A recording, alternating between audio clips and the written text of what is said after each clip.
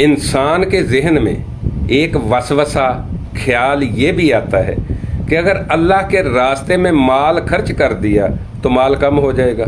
कुरान मजीद ने इसको भी बयान फरमाया। कुरान मजीद में अल्लाह ताला फरमाता है कि शैतान तुम्हें तंग दस्ती से डराता है कि तुम अगर अल्लाह के रास्ते में खैरात कर दोगे तो पता नहीं क्या हो जाएगा। मेरे नबी पाक सल्लल्लाहु अलैहि वसल्लम ने वादा फरमाया। हजूर क्या फरमाते हैं? मशकात शरीफ में हदीस पाक है। अल्लाह के महबूब अलैहिस्सलाम फरमाते हैं कि अल्लाह के रास्ते में सदका करने से, खैरात करने से माल कम नहीं होता। तो जब हजूर ने फरमा दिया तो बात ख़त्म हो गई।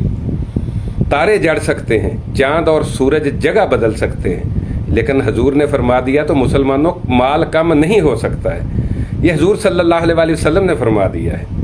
एक मुकाम पर आप सल्लल्लाहु अलैहि वसल्लम ने फरमाया, मैं मोहम्मद अल्लाह की कसम उठाकर कहता हूँ कि सदका देने से माल कम नहीं होता, और सदका देने से अल्लाह माल को कम होने ही नहीं